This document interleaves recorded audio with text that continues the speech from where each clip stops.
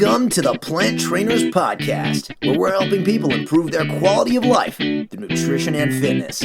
And now, your hosts, nutrition and wellness coaches, international speakers, Adam and Shoshana Chaim. Hey, I'm Adam Chaim. And I'm Shoshana Chaim, and we are Propelled by Plants. Today we bring to you episode 462, Staying Motivated in Tough Times with Howard Jacobson.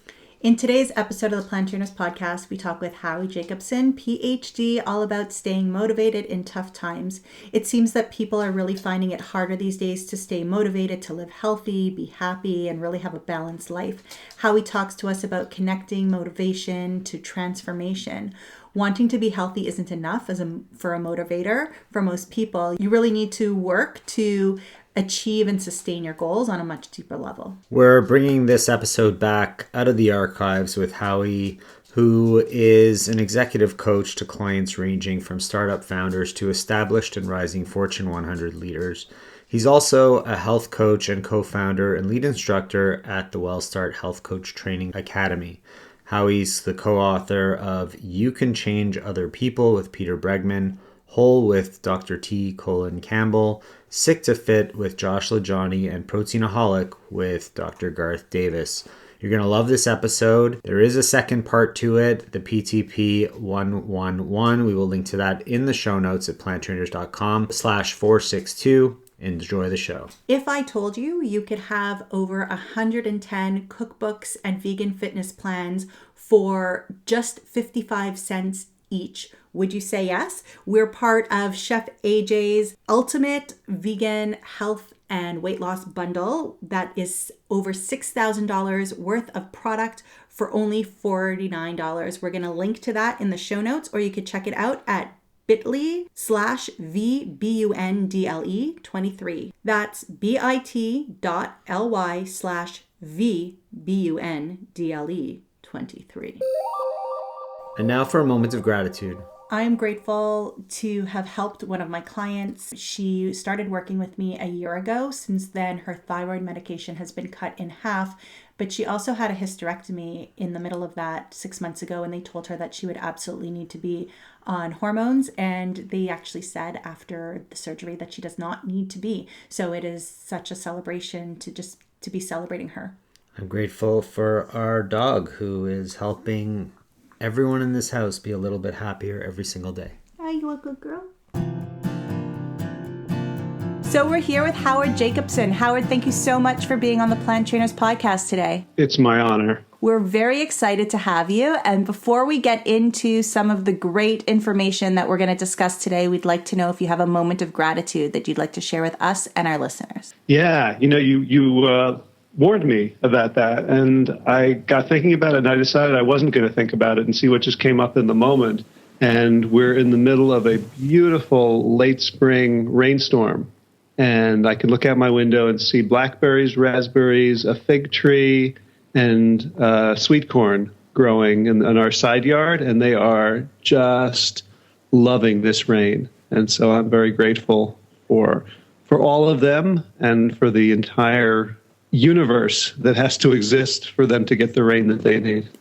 We've got a bit of a heat wave going here. Last week it was like hailing and snowing, and this weekend it's like super hot and humid, and our strawberries are starting to blossom in the backyard too. So it's pretty cool to see that. Where are you guys located? We're in Toronto. Oh, okay. One of my favorite cities. Nice. We're still learning to love it. We're still learning to embrace it. We're Montrealers at heart. Yeah. Good. So we would like to know a little bit about your story and how you became vegan. So I don't call myself vegan, right? So I think of it might be splitting hairs, but I do think of myself as plant-based. So if I can tell that story.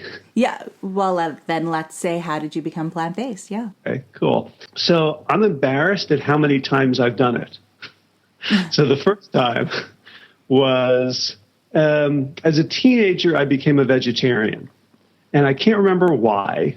It probably had something to do with girls, but it had nothing to do with health, and it had nothing to do with ethics. Like, I literally cannot remember. But I remember I went on a summer camping program, and I was the only one, like, I think I kind of enjoyed like having people required to do special things for me. You like the attention. Yeah, I can't say for sure, but I remember like everyone else was eating these like meatballs and the various things, and I wasn't. Then I don't even remember when that stopped, but when I was 25 or almost 25, my father died suddenly of a heart attack. And I found myself shortly thereafter at a Barnes & Noble, and I was drawn to this book, Diet for a New America by John Robbins. Right. And I picked it up and I bought it. And within 2 days of finishing it, I had become 100% vegan, whole food, no oil, no sugar, no flour. And I have no idea why I was even drawn to the cover. I had no interest in nutrition or health or anything at that point. And yet it utterly transformed my life. I remember like dropping 20 pounds in 3 weeks. And I remember going to the Gap and buying size 31 waist pants. And I was really into it. And John Robbins made so many compelling arguments in that book. And it's fun to go back and look at it now because we now have, another 25 years of really good research. And none of that was in the book. The China study wasn't in the book. Most of the EPIC studies and the Adventist Health studies, and so much was missing. And yet still it was convincing, even at that point, that animal products were not good for us and they weren't good for the environment. And I was really moved by his writing about animal cruelty in our agricultural system. And so for all the right reasons, like he was a triple threat, I went vegan. And then I forgot. Like, I don't even remember how or why, but then, I married, I had couple of kids, and I remember being worried. I remember this one incident with my daughter who was like 3 or 4 years old, and I was worried that she was taking the cheese off her pizza. Like, how crazy is that? Like, yeah, it just sort of like slipped through my fingers like sand, like this whole notion. And then it wasn't again that I embraced this lifestyle when basically I read the China study in late 2004. And it took all of 2004 to read it, right? No, I'm joking. No, I remember it was introduced to me by a friend of mine for whom I was working at the time, John Allen Mollenhauer, who had a company called mytrainer.com. I think it's now called performancelifestyle.com. And I'd met him at a marketing conference, and he rocked my world, again, with this, introducing these ideas of fitness and health and plant-based wellness. And I went with him to a VegSource conference in California where Colin Campbell spoke. And so then I bought the book as soon as it came out. And I remember sitting on a couch and not moving till I finished the book. Right. So it was probably less than a day. And that was kind of the thing that took me over the edge in terms of it was not going to be dislodged from my consciousness again. And here we are. And you haven't gone back since? Well, it depends what you mean by gone back. Like as I said, I have not since the John Robbins days considered myself a vegan. So the occasional piece of fish or something was never. I've never made a decision to not have that. I decided that I had standards for what my meat was going to look like and feel like, and how it was going to be raised, and the quality of it. It turns out that pretty much eliminated meat from my diet because the more I learned about the animal foods industry, the fewer animals actually met that requirement. Like at this point, it probably would be like a squirrel that I caught myself, or a groundhog in the garden, neither of which I have any desire to eat. Right. So I've been practically vegan for 2 years, even though I don't consider myself vegan. I think that we've podcasted about this before. We've done a mini podcast where people are, what's the difference between plant-powered, plant-based, and vegan? And it's more of a... It's a label where you got to just find a comfort zone of where you fit in. And you don't even need to use a label. And in fact, we don't like to use labels. And that's totally fine. People need to find what they're comfortable with and just go with it. but I think that people are missing the education component.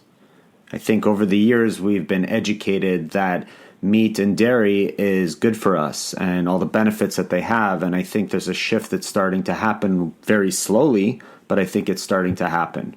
How do you feel about that? Yeah, I think, you can fight against reality for only so long. Okay.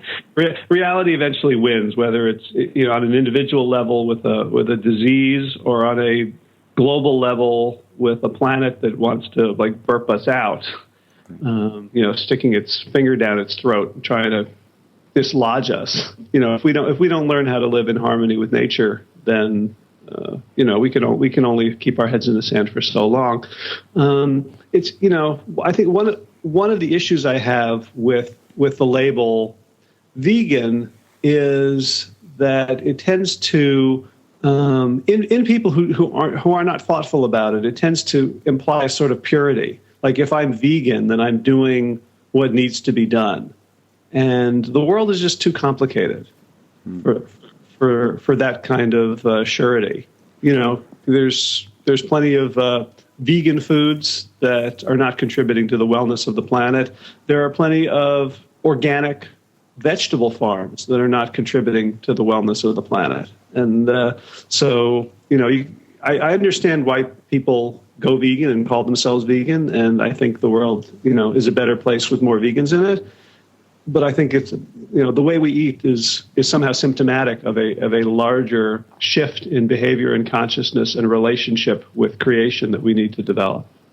I find that I'll use the word plant-based and I'll kind of get a blank stare and I'll say I'm vegan, but my mission is to take care of my health, my family's health, and the world's health, and that's the angle that I'm taking on it. So I'm not standing at the front of any picket line to keep people out of from harming animals. Although I do have a lot of compassion for the animals, and that's grown since my transition. But we've both come at it from a place of health and putting good foods in our body. And I think people understand the word vegan, and then you can get into your education in terms of what plant-based is from there.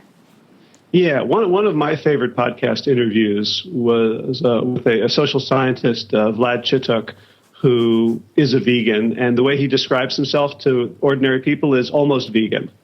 Yeah, which is great because everybody understands it, and he's totally letting their defenses down. Right, and I'll say I'm vegan, but I'm not a crazy vegan, right? Uh-huh. So I'm not going to yell at you, and I'm not going to put you down for what you eat, but I'm definitely going to educate you on what's what. Yeah, for sure. So you've written some books with some very interesting co-authors. Tell us a little bit about working with Dr. T. Colin Campbell and Dr. Garth Davis. Yeah, so I'll start with with Colin. He is just, excuse me, the sweetest, kindest, most generous, most sincere, full of integrity person I've ever met. So we met very, very briefly at that veg source, and basically I was online with 700 other people to shake his hand. Right. So I met him. I'm not quite sure that he met me. Then when I finished reading the China study, I did something that I've only done a few other times in my life, which is I jumped up and went on Amazon and wrote an Amazon review of the book. And I can tell you honestly that I had absolutely zero ulterior motive in doing it. It wouldn't even have occurred to me there was some benefit that would accrue to me from writing a review. But I wrote a long review, and as I read it now, it's still pretty good. I still agree with it, and And what happened was the China study got off to a really slow start in the marketplace. So I wrote, the book came out at the end of December, and I wrote this review at the end of January. So basically a month later. And it was the third review that had been posted on Amazon. So, now we understand the power of reviews. The day the book comes out, there'll be 50 reviews if you have, good friends and good social media. But at this point, there was no buzz about it. So what happened is when you write one of the first reviews, it tends to persist because people see it and they click that it's helpful and it stays there. So my review has stayed there. I think it's now number 2. It's been number 1 or number 2 when you go to the China Study on Amazon. And it's been there for over a decade. And at some point, people discovered the China Study and people got really upset about it, mainly meat and dairy industries and Weston Price Foundation. And so the reviews page for the book became a battleground. And my review kept on popping up as kind of a defense against all this craziness. And one day Colin called me at my house and said, are you the guy who wrote this review? I said, yeah. It was like, getting a call from Johnny Depp. Yeah. I was starstruck. And I managed at some point to maintain a conversation with nouns and verbs and pronouns and stuff. And it turns out that we were going up to upstate New York that summer, so we agreed to meet them, meet Karen and Colin in Ithaca. And so our families met, and our son got stung by a bee at their house, and so we bonded over that. And then we just sort of stayed in touch. And he's just expressed so much gratitude over this review. And then 6 years later, he emailed me. He had a manuscript that he was not quite satisfied. It was 19 chapters that he'd written over the years, and he wanted help putting it into book form. His previous co-author, his son Tom, was too busy. He was finishing up medical school, and I think he still remembered my review, and he goes like, Howie's a good writer. So, did you have writing experience before that?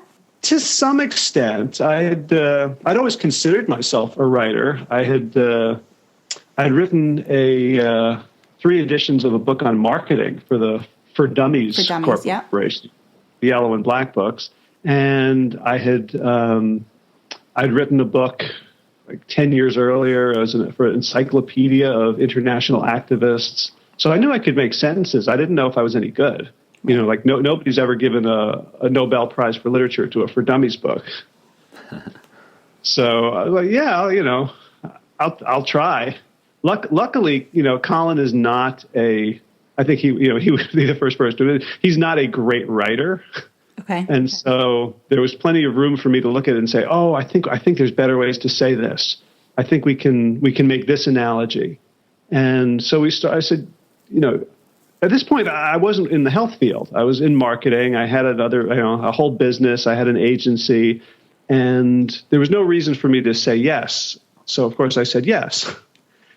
And one thing led to another, and, I went from, he asked me if I would just edit, just kind of clean it up before he sent it to the publisher. And so I said, yeah, I'll take a look. And I sent him an example, a couple of pages. He says, yeah, that's exactly what I'm looking for. So I quoted him a price. And he thought about it, and he came back and he said, "No, that price is completely unfair." And he pretty almost doubled it. Wow. So at this point, I knew I was in a different kind of world. And then after we'd worked together for several months, it became apparent that what the book required was not just editing, but a total restructuring.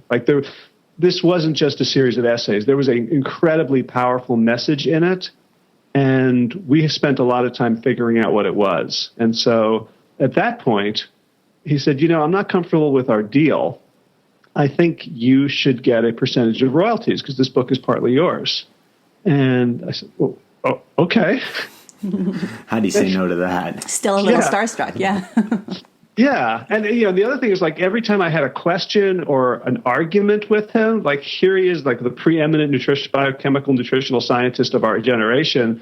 And when I said, this doesn't make sense to me, or I think this is wrong, he said, well, send me your reasoning, send me an article, and everything I said to him, he took seriously, which was another amazing learning experience. And then he would say, yeah, I think you're right about this, or no, here's why you're missing this part. So it was a great learning. And then later on, he's like, you've done so much work. I think we need to increase your percentage. And then he said, you've done so much work. I think you need to be on the cover of the book. Originally I was just a not quite a ghostwriter, but sort of. And eventually I became a with author. And so my name was on the cover, and he was very, very generous every step of the way. That's pretty cool. We have the pleasure of meeting him in a few weeks in Toronto at the Remedy Food Project, and we're really looking forward to meeting him for the first time. And we're also going to be seeing Garth again, who you wrote Proteinaholic with. Is that right? Yep. Yeah, so we had Garth on our podcast. I think it was episode 42, and we hung out with him in Health Fest in Texas in March, was it? Yep. A couple months ago.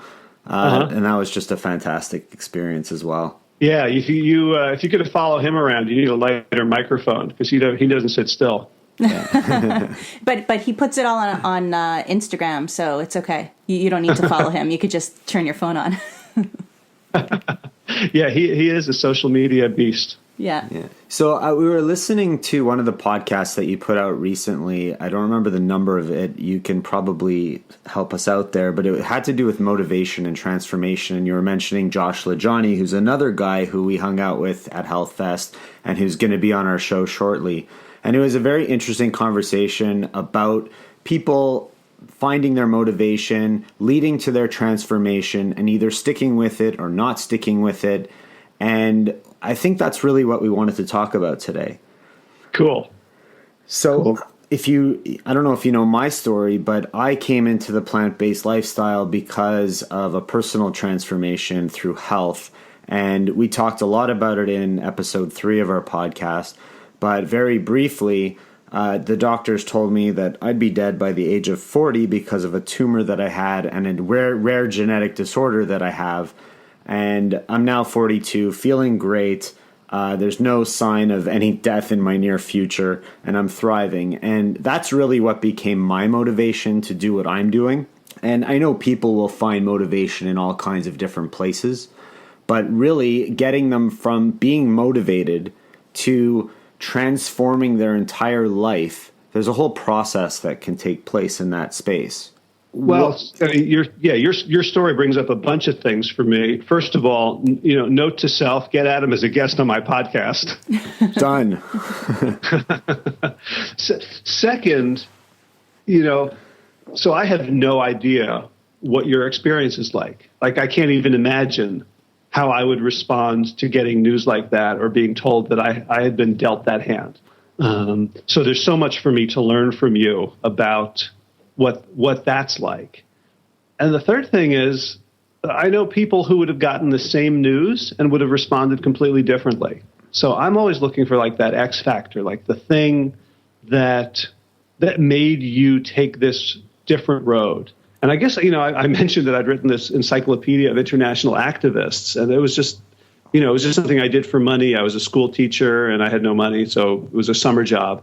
But I was doing research on like 200 different activists, and for all of them, there was some moment when they said, enough. Let's take a break. What does Chef AJ, Dr. McDougall, us, and our guest Howie Jacobson all have in common? We're all part of Chef AJ's Ultimate Vegan Health and Weight Loss Bundle. What that is over 100 contributors, 110 cookbooks, fitness plans, and healthy living courses put together. That's over $6,000 worth of products for only $49. Wow, that's like 45 cents a piece. You can get it at bit.ly/vbundle23. That's bit.ly/vbundle23. And now back to the show. And they transformed their lives very often, making great sacrifices. Like no one ever, went into activism, for fame and fortune.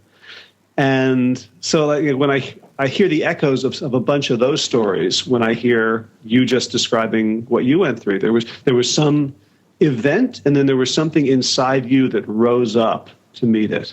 Well, to me, it was very simple. I remember very, very clearly standing in my hallway upstairs and looking at my wife who was pregnant and my son who was almost 2 years old and thinking, here she is. Shush is going to now have to raise 2 kids by herself. My son and daughter, or baby who's going to be born, is going to have no father. And that just didn't sit well with me. And I have to do something about that. So that was the motivation that I found in transforming everything that I did in my life. I mean, we were talking nutrition, we're talking fitness, we're talking complete overhaul of lifestyle.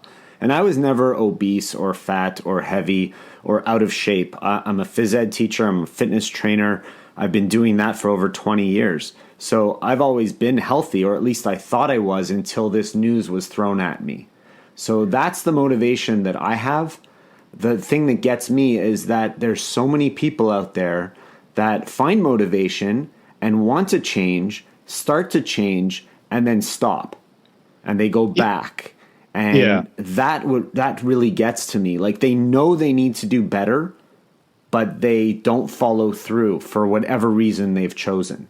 Yeah, and that's what I've been playing with a lot in the last couple of weeks, and it's been sparked by a bunch of podcasts I've done recently, and then brought to a head by my collaboration with Josh LaJaunie. You know, he came up here for 4 days, and we just basically talked. And you know, if you've met Josh, you know he's a force of nature. Yeah, he's unbelievable. And what I'm coming to is, so like, you know, I've been sort of a behavioral scientist for a long time. So as a marketer, I was always interested in, like, how do you get people to change? How do you get them to say yes to things? And then moving into the health field, and I've been, you know, also a performance coach for 15 years. And so, like, there's a lot of, I'm pausing here because I feel like the words need to come out afresh. You know, like I'm really thinking on the spot. This is not canned at all. But let's say if you read books on behavior and how to change behavior, there, you know, behavioral economics stuff, that there is a view that basically people are incredibly lazy, that you need to make things as easy as possible for people. So if I'm working with someone and they're not having enough fruit in their diet, then one of the things we do is we put the fruit bowl front and center, and we hide all the alternative foods. And that's a perfectly reasonable thing to do.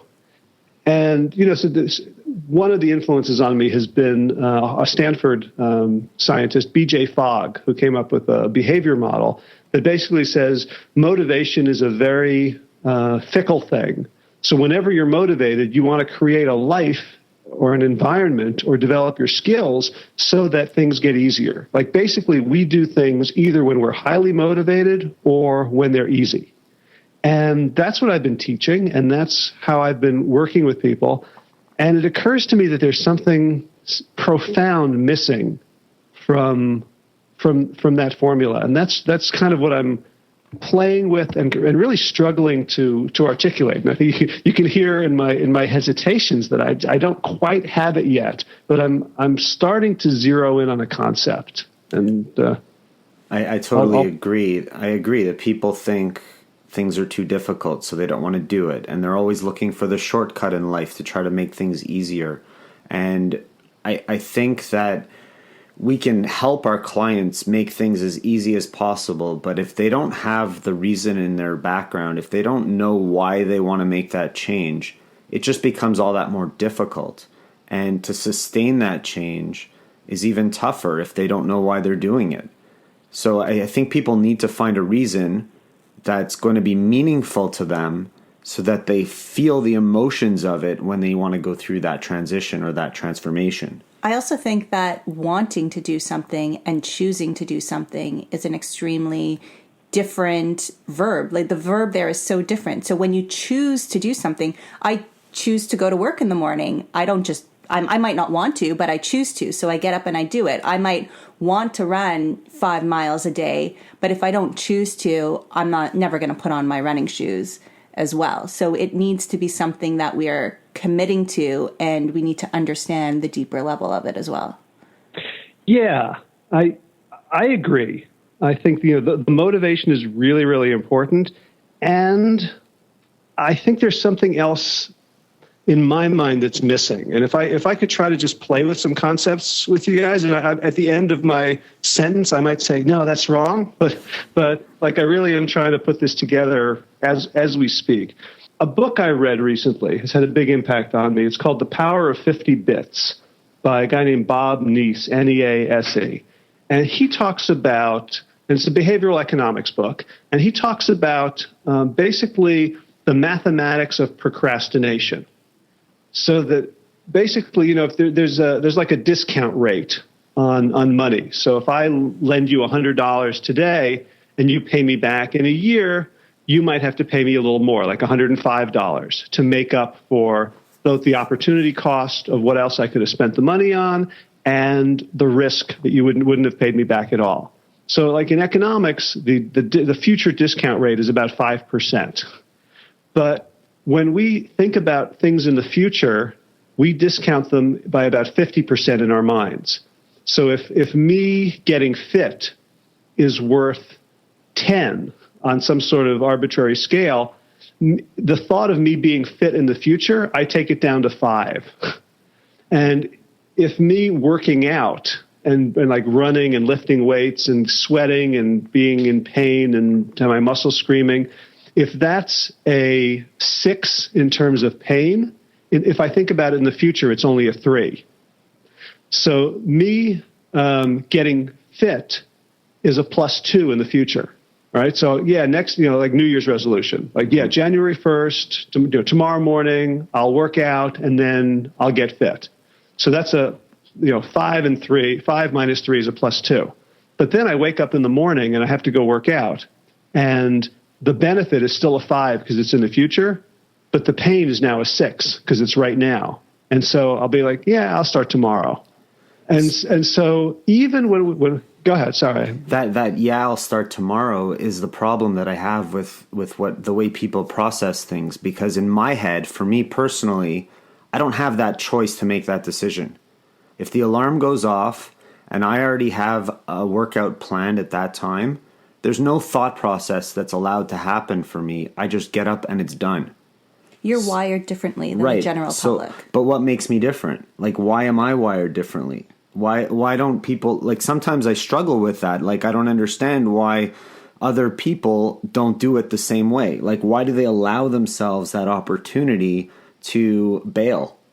Yeah. Well, when you first started working out, did you have that same immediate connection? Yeah, I kind of did. Like, once I'm the kind of person that makes a decision, it's done. Like, I don't go halfway. I don't go back on what I say. I do what I say, and I do it as best I can. And maybe that's just the way I'm hardwired, like you said. But I struggle with understanding why other people are not doing it that way. Right. So that, I think that brings me into my second influence, and this is from Josh, and I've also gotten it from various podcast guests, including Peter Bregman, who wrote a book called 4 Seconds, about just taking a pause before acting, and my martial arts instructor, Glenn Murphy, and a guy named Bob Schoen, who wrote a book called Your Survival Instinct is Killing You. And it was all brought to a head when Josh visited, which is that we spend so much of our time avoiding pain, avoiding unpleasantness, avoiding suffering, that we simply we exist in a constant state of fear and stress that we might ever experience it. So that, that I'll do everything I can to avoid pain. And that means when it comes to, should I eat this ice cream cone or not have it, or have a banana instead, or we're out with friends and they're all having pizza, that it's going to be painful for me to not have that stuff. But yeah. Sorry. So Josh will be on the show in the short future, but for those people who are familiar with his story, he was experiencing pain in other areas of his life and like being 400 pounds and the way that he felt about himself and all these other factors was pain just in a different way. So he was allowing himself to suffer by not making those other choices that he saw as that would have been suffering as well.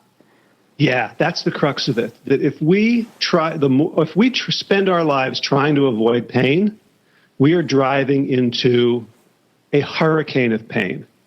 But if we can embrace pain, and I embrace pain now by going on runs that are very uncomfortable, or by going to a martial arts class and getting punched and having my limbs twisted in weird ways. We know all about that.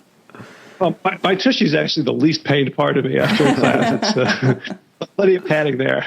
But, it was Josh's unwillingness to face the pain of the moment, to say, okay, I'm not going to medicate my misery with a cheeseburger or with a crawdad etouffee or with alcohol or with drugs. It was his unwillingness to say, I am going to proactively seek something that's less than pleasurable, that allowed him to turn around the inevitable pain that came from that, completely indulgent lifestyle.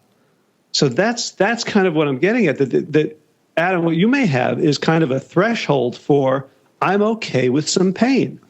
I don't need to shrink from it, that if I feel it, whether it's physical pain in terms of like working out really hard, or I've just, this is the second morning in a row I've done the ice bucket douse where I go outside, and I hate cold.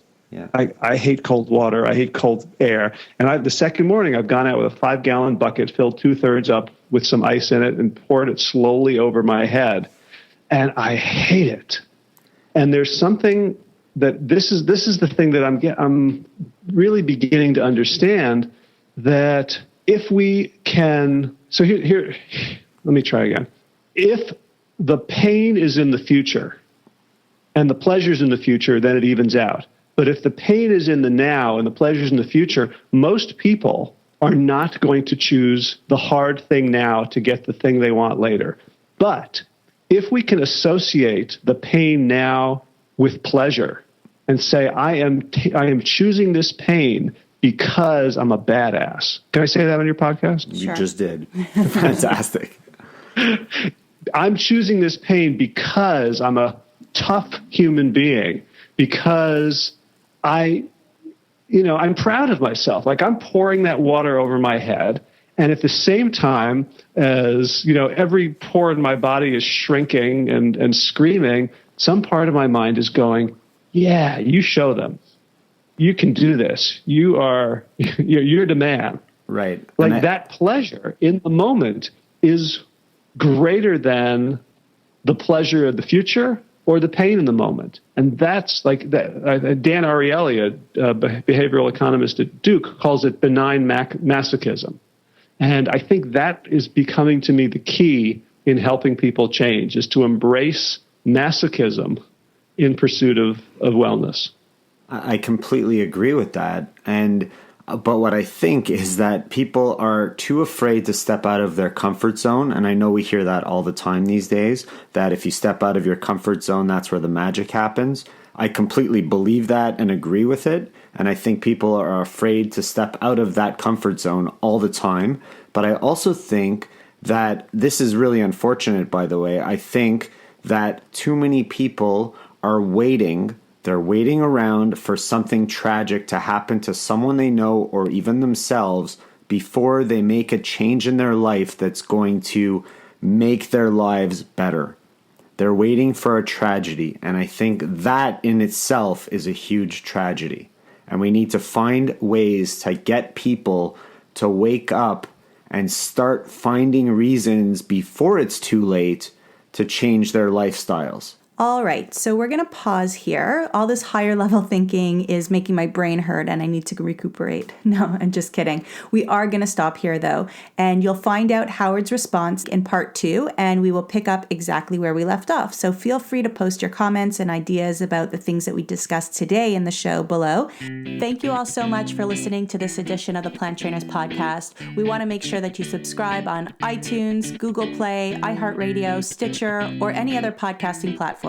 We really appreciate the feedback we receive from you. Every time we get a 5-star rating or review on iTunes from one of our fans, it really helps other people find us, just like you did. Thanks so much to our patrons. To become a patron, visit us at patreon.com/planttrainers. Even supporting us with $1 really makes a difference in the quality of the show. And don't forget to connect with us on Instagram and Twitter. Our handle is @planttrainers. Like Plant Trainers on Facebook, join our newsletter, and check out our website at planttrainers.com for awesome recipes, a list of our services, and of course, our latest podcast. We encourage you to email your questions to info@planttrainers.com so that we can help you improve your quality of life through nutrition and fitness. So we hope we've inspired you today. Join us again next time and have a healthy day. Or is that too corny? It's a little cheesy.